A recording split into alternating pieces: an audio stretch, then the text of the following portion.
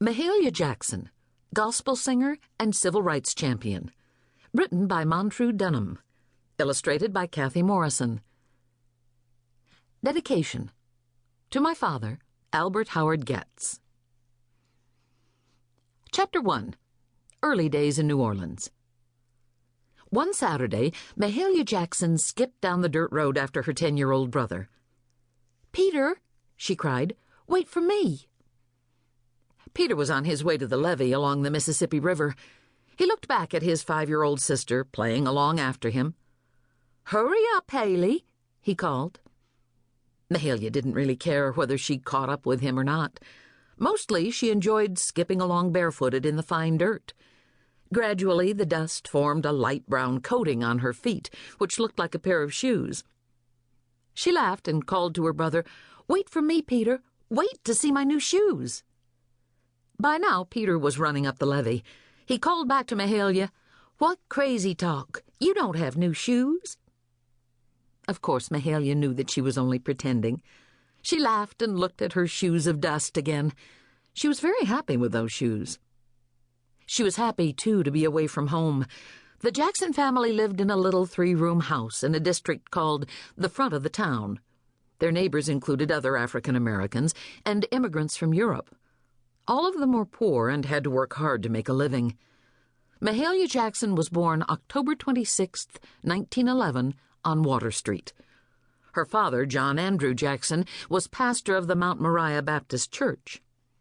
During the week, he worked part-time as a stevedore, helping to load and unload boats at docks along the river, and part-time as a barber. Since Mahalia's family didn't have much money, she and Peter didn't just play at the levee. While they were there, they usually gathered driftwood to burn in the kitchen stove, or caught crabs, shrimp, and little alligators to take home for their mother to cook.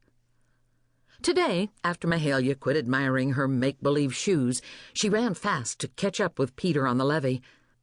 Peter already had gone on down to the edge of the river.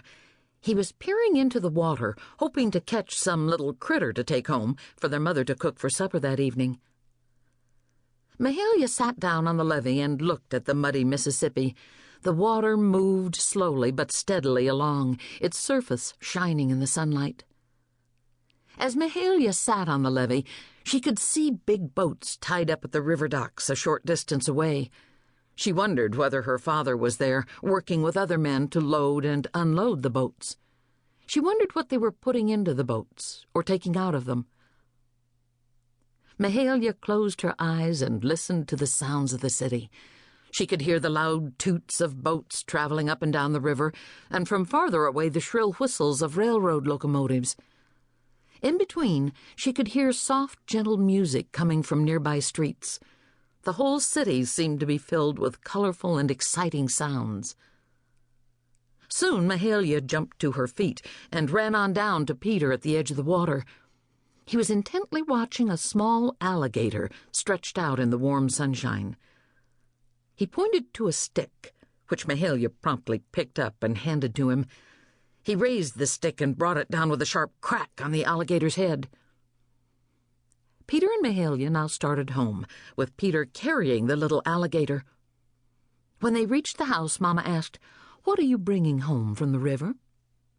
"A little alligator for supper," Peter replied proudly. That evening, the Jackson family had a tasty feast of alligator tail, baked and smothered with onions and herbs. Soon after supper, Peter and Mahalia got ready for bed. The next day was Sunday, and they would have to get up early to go to church.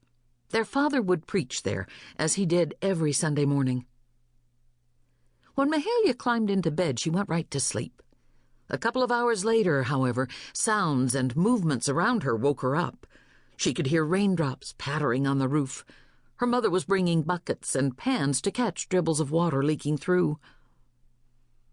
Mahalia peeked out to the soft light coming in from the kitchen and caught a glimpse of her father sitting by the table. She watched him as he read his big Bible and made notes on a sheet of paper beside him. Proudly, she realized that he was preparing his sermon to deliver at church services the next morning. Somehow, just watching him and being close to him made her